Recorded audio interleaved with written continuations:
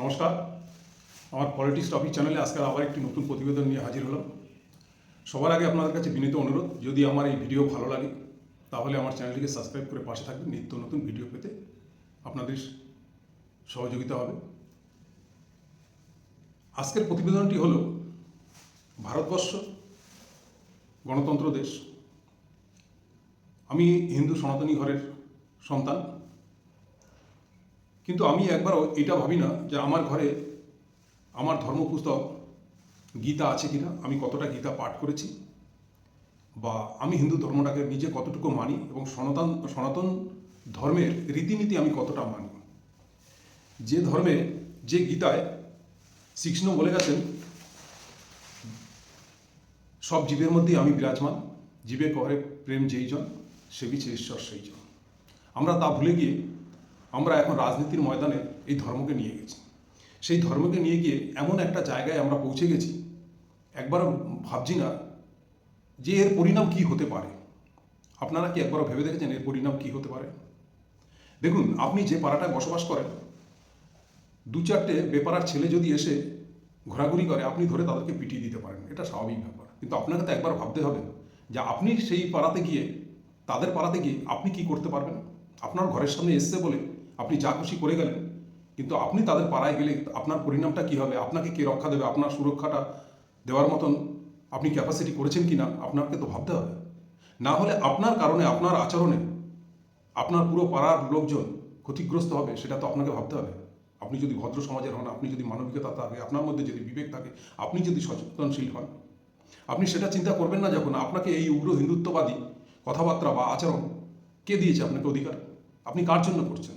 নিজের স্বার্থে, বা আপনি আপনি কোনো রাজনৈতিক দলের টিকিট পাওয়ার জন্য, বা তার উপর লেভেলের নেতার চোখে পড়ার জন্য, তার দৃষ্টি আকর্ষণ করার জন্য করছেন?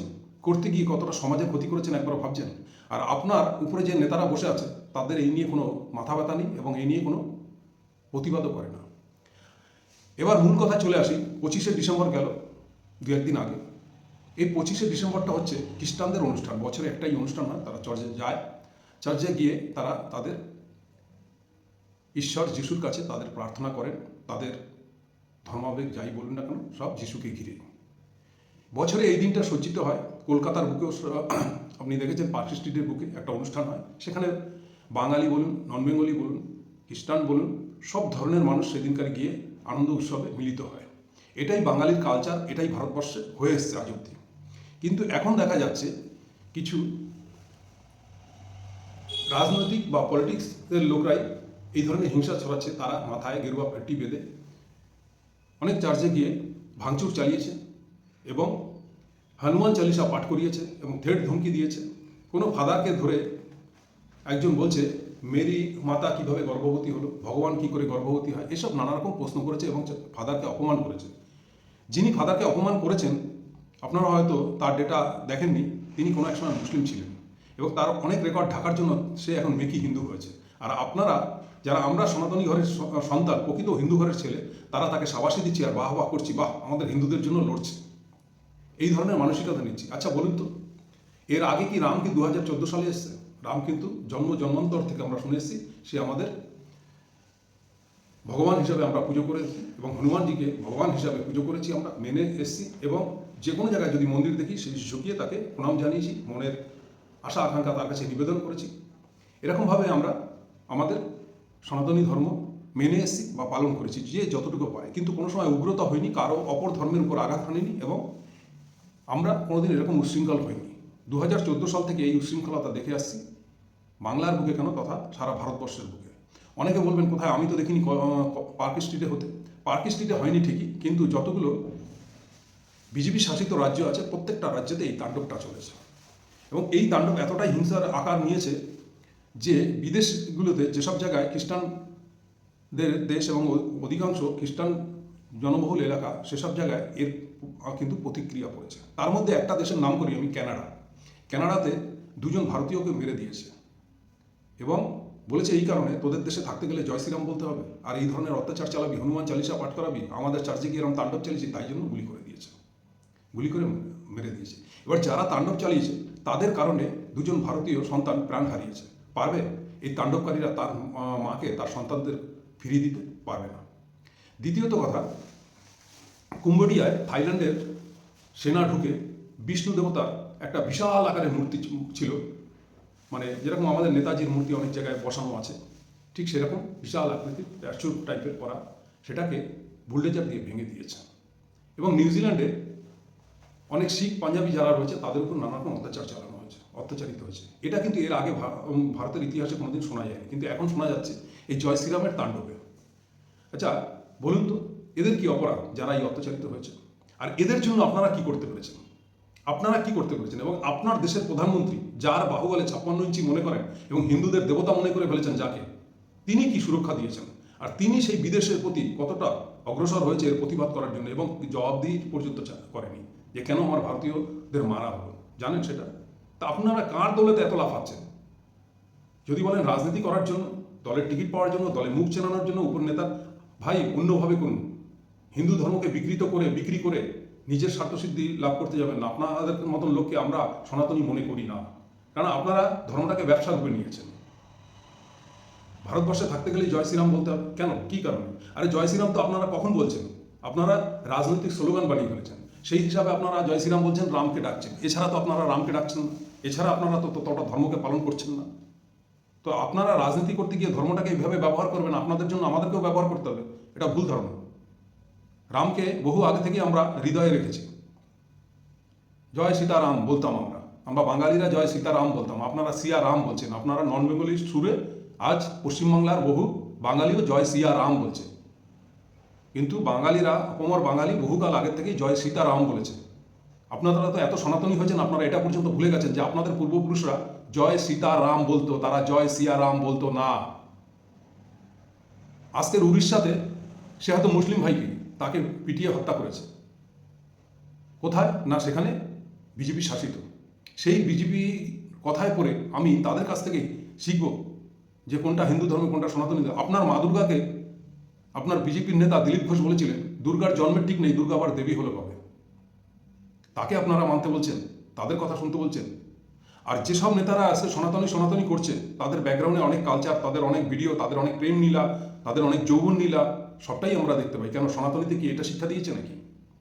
এবার আপনারা অনেকে হয়তো ভাববেন যে আমি এই ভিডিওটা বানাচ্ছি বলে, বিজেপির বিরুদ্ধে হয়ে যাচ্ছে বলে আমি হয়তো তৃণমূলপন্থী বা তৃণমূলের ভক্ত, তার জন্যই এই কথা বলছি। দাদা ভাই, একটা কথা বলি, বাংলার বুকে মমতা ব্যানার্জির দল যেদিন বাঙালিকে বলবে যে বাংলায় থাকতে গেলে জয় বাংলা বলতে হবে, কোনো বাঙালিকে হোক, নন বেঙ্গলিকে হোক, কোনো মুসলিমকে হোক, কোনো শিখকে হোক, কোনো পাঞ্জাবিকে হোক, কোনো গুজরাটিকে হোক, তাদের রাজনৈতিক স্লোগানটা যদি এইভাবেই ব্যবহার করে, যদি বলতে হবে, তীব্র প্রতিবাদ করবো।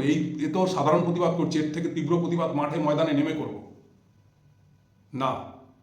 যখন আমি জয় শ্রীরামটাকে ব্যবহার করবো, যদি রাজনৈতিক স্লোগান হয়, সেখানে চাকরি দেবে, আমার দেশ সুরক্ষা দেবে, আমাকে হসপিটালে বিনা পয়সায় চিকিৎসা দেবে, আমার ছেলেমেয়ের শান্তি দেখবো, আমার অনেক কিছু আমি ডেভেলপ দেখবো। আমি ডেভেলপের উপরে কোনো রাজনৈতিক স্লোগান দেবো, আমি ধর্মের জন্য রাজনৈতিক স্লোগান দেবো না, ধর্মের জন্য ধর্মের স্লোগান দেবো, কিন্তু রাজনৈতিক নেতাদের কথায় পরে আমি ধর্মীয় স্লোগান দেবো না। আজকে আপনার পার্শ্ববর্তী দেশ শ্রীলঙ্কা রাবণকে পুজো করে, তারা রামকে গালাগালি করে। তাহলে শ্রীলঙ্কায় যদি দেখে, আপনি তাদেরকে বলাবেন জয় শ্রীরাম বল, নাহলে তাদেরকে ধরে পেটাবেন, সেই দেশ আপনার শত্রু হবে। বাংলাদেশ তো যথারীতি শত্রুতায় পরিণত হয়েই গেছে। বাংলাদেশের কথা বাদ দিন, ওটা অন্য রাজনীতির কারণে ওখানে হিন্দু মুসলমানের একটা রাজনীতি, এবং ওখানে উগ্রপন্থী, এবং ওখানে যারা থাকে অধিকাংশ মানে মানব বিরোধী সমাজ তৈরি হয়ে গেছে এখন। ওখানে আর মানুষের নীতি নেই। যারা মানুষের নীতি আছে, সেসব মুসলমান বলুন, হিন্দু বলুন, তারা যথেষ্ট ভদ্র, তারা অনেক ভালো। তারা ওই মুসলমানদের বিরুদ্ধে বাংলাদেশে বসে অনেক সোশ্যাল মিডিয়ায় ভিডিও বানিয়ে ছাড়ছে, একটু ফলো করবেন, যে মুসলমানরাই মুসলমানদের প্রতিবাদ করছে। কিছুদিন আগে দেখেছেন দীপু দাস সনাতনী ছেলেকে হত্যা করেছে। আপনারা ভাববেন না যে শুধু এটা মুসলিম আর হিন্দুর ব্যাপার, ওটার মধ্যে ঘোর রাজনীতি। আজকে পাকিস্তান মদত দিচ্ছে, পাকিস্তানের সন্ত্রাসবাদীদের মদত দিয়ে এইসব করাচ্ছে, নামে দেখাচ্ছে হিন্দু মুসলমানের। আপনারা সেই রাজনীতি বুঝতে চাইছেন না, তাই। আচ্ছা, ধরে নিলাম ওখানে সনাতনীকে এইভাবে হত্যা করেছে, আপনি এখানে আপনার দেশে কোনো মুসলমানকে মারবেন, আপনার দেশের নাগরিককে মারবেন, কিন্তু আপনার দেশের যে মূল কাণ্ডারি, যিনি নেতা, তার কথা একবার ভেবে দেখেছেন যে সে কতটা প্রতিবাদ করেছে সেটা নিয়ে ইউনিশ সরকারকে কতটা চাপে ফেলেছে, সেটা তো দেখবেন। তারপরে আপনি আপনার পার্শ্ববর্তী স্টেটগুলোর সাথে সেই ব্যবহারটা করুন। দিল্লিতে আজকে বাঙালির সাথে ব্যবহার হচ্ছে, তারা হিন্দু না। দিল্লির বুকে মন্দির ভাঙা হলো, তখন হিন্দুদের মন্দির ভাঙা হয়নি? তখন আপনাদের হৃদয় কাঁপেনি? ওটা শিবের মন্দির ছিল তাই, ওটা মা কালীর মন্দির ছিল তাই। শুধু রাম রাম কিন্তু মহাপুরুষ ছিল, তিনি দেবতা বলেন না। দেবকা দেব মহাদেব, কথাই আছে দেবকা দেব মহাদেব। নারী শক্তি যারা আরাধনা করেন মা দুর্গাকে, সেই মা দুর্গাকে অপমান করছে। আজকের বাংলার কালচার হচ্ছে সর্বশ্রেষ্ঠ ধর্মীয় অনুষ্ঠান বলতে গেলে দুর্গাপুজো, তা নিয়ে তারা কত রকম কটূক্তি করেছে। তখন আপনাদের কোথায় থাকে হিন্দুত্ব সনাতনী? পাকিস্তানে বহু হিন্দু থাকে, এরপরে আপনারা যা শুরু করেছেন পাকিস্তানে আজ তো এক ধরনের সন্ত্রাসীদের তারা সন্ত্রাসী চালাচ্ছে, এরপরে ওখানকার হিন্দুদের বলবে যে আল্লাহু আকবার বল, না হলে তোদেরকে পেটাবো। কারণ এই শিক্ষাটা আপনারাই দিচ্ছেন। আপনারা লড়াই করুন, অন্যায়ের বিরুদ্ধে প্রতিবাদ করুন, রাজনৈতিকভাবে লড়াই করুন, দেশের অভ্যন্তরীণ ব্যাপার নিয়ে লড়াই করুন, দেশের হয়ে লড়াই করুন, কিন্তু আপনারা জাত পাত ধর্মীয় ব্যাপারটাকে গুলিয়ে ফেলছেন। সব সনাতনীর নাম করে সনাতনীদের উস্কাচ্ছেন ভোট ব্যাংকে, ভোট নেওয়ার জন্য, ভোট ব্যাংক করার জন্য সনাতনীদের টানছেন, যেহেতু এখানে 70%। আরে দাদা, ভারতবর্ষে 70% দেখছেন, 60% দেখছেন হিন্দু, বাইরের দেশগুলোতে দেখুন। আপনার ছেলেরা যখন বড় ডাক্তার হচ্ছে, বড় ইঞ্জিনিয়ার হচ্ছে, সে বাইরে যাওয়ার আশা আকাঙ্ক্ষা আগেই জাগাচ্ছে মনে। তা বাইরে গেলে আপনার ছেলেটা সুরক্ষিত থাকবে তো? সে তো বাঙালি বলে পরিচয় দেবে, সে বলবে আমি হিন্দু, সে সুরক্ষিত থাকবে তো? আগে সেটা ভাবুন। আমেরিকায় 23 জন ভারতীয় নাগরিককে অ্যারেস্ট করেছে, কিসের জন্য? এই বড়দিনে এই আচরণের জন্য। ইউপিতে পুলিশ প্রশাসনকে ব্যবহার করেছে চার্চিকে, তারা বলেছে এসব বন্ধ করো, হনুমান চালিসা পাঠ করো। কি হচ্ছে কি এটা? এটা কোনো রাজনীতি? এটা দেশকে সুরক্ষা দেওয়া বলে, দেশের মানুষের মঙ্গল কামনা বলে এটাকে? ধর্মীয় ভাবাবেগকে নিয়ে এইভাবে যারা তাণ্ডব চালায়, এটাকে কোন ধর্ম বলে? আজকে কানাডায় মারছে, কালকে আশেপাশের যতগুলো দেশ আছে ভারতীয় নাগরিকদের মারবে। একে একে সব দেশকে শত্রু বানাচ্ছেন। কাকে মিত্র বানাচ্ছেন? চীন, বাংলাদেশ, পাকিস্তান, নেপাল, ভুটান, এক এক করে সবাইকে শত্রু বানাচ্ছেন। রাশিয়ার পরে বড় বড় কথা বলছেন। হ্যাঁ, এই রাশিয়াকে মিত্র কিন্তু আপনার নেতারা বানায়নি। রাশিয়াকে মিত্র আপনার দেশকে আপনার নেতারা বানায়নি। রাশিয়াকে মিত্র বানিয়ে গেছে কংগ্রেস, ইন্দিরা গান্ধী, নেতাজি সুভাষচন্দ্র বোস। একবার ভাবুন, আপনার ওই 56 ইঞ্চি ছাতি গিয়ে কিন্তু রাশিয়ার সাথে বন্ধুত্ব বানায়নি। বন্ধুত্বমূলক দেশ বা যাই বলুন না কেন, রাশিয়ার সাথে যে মিত্রতা বজায় রয়েছে সেটা কিন্তু বহু দীর্ঘদিনের পুরনো। এই 56 ইঞ্চিতে করেনি। 56 ইঞ্চিতে গিয়ে যেসব দেশে আমার অর্থ ঢেলে তাদেরকে পায়ে সালাম ঢুকে আসে, আমেরিকা থেকে শুরু করে চীন, তারা দুদিন পরে আমাদেরকেই ধাক্কা দিচ্ছে। আমাদের দেশের নাগরিককে হাতে পায়ে শিকল পরিয়ে আমেরিকা কিছুদিন আগে ভারতে পাঠিয়ে দিয়েছে, ঘাড় ধাক্কা দিয়ে, পশ্চাদে লাথি মেরে। আর আপনার নেতারা বলেছে না, শুধু আদানিকে বাঁচিয়ে দাও, বাকিদের যা খুশি করো, দেখার নেই। এগুলো বলতে গেলেই বলবেন যে আমি রাম ভক্ত না, আমি বিজেপি ভক্ত না, তাই এসব কথা বলছি। আপনারা কোন জায়গায় নিয়ে যাচ্ছেন দেশটাকে? কি করেছেন, কি দিতে পারেছেন জয় শ্রীরাম বলাতে? আমি সকাল থেকে 24 ঘন্টা জয় শ্রীরাম বলবো, মাথায় তিলক লাগিয়ে হাঁটবো, কি পাবো সেটা বলুন। কি দিয়েছেন আর কি দেবেন? ধর্ম? আরে আপনাদের কালচার দেখেছি, আপনাদের অনেকেরই ভিডিও দেখেছি। আপনারা নিরামিষ ভোজিও না, যারা এই তাণ্ডব চালান, তারা ধর্মের নামে ব্যবসা করছেন। আর রাতের অন্ধকারে সব মৌজ মস্তি সব চলছে। আরে আপনাদের নেতারাই বলে, এখানে তথাগত রায় তো বলেছে কামিনী কাঞ্চন, আমি আর সেদিকে যেতে চাইছি না। কোন নেতাটা আপনাদের কামিনী কাঞ্চনে ডুবে নেই, মাদকাসক্তে ডুবে নেই?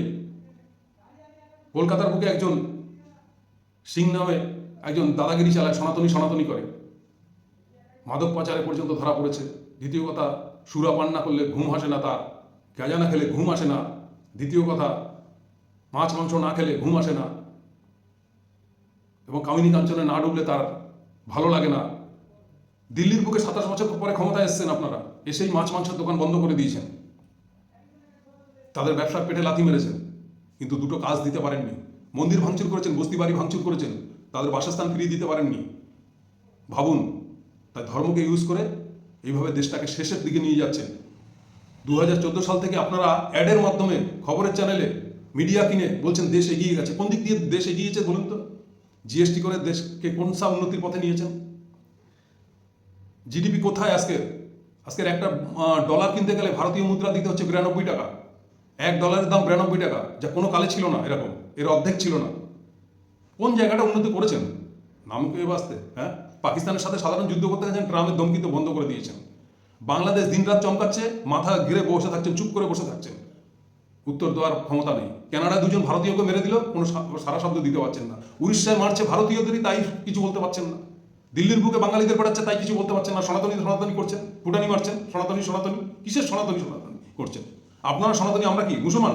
হ্যাঁ, যা করছেন আপনারা হিন্দু জাগো জাগো করতে গিয়ে, হিন্দুকে জাগাতে গিয়ে মুসলমানদের জাগিয়ে দিয়েছেন, সারা পৃথিবীকে জাগিয়ে দিয়েছেন ভারতের বিরুদ্ধে, ভারতকে ঘুমে পাঠিয়ে দিয়েছেন। যাই হোক, জয় হিন্দ, বন্দে মাতারাম। ভিডিওটা আজকের মতন এখানেই সমাপ্ত করলাম। ভালো মন্দ বিচার করে আপনারাই কমেন্টে জানাবেন। ধন্যবাদ।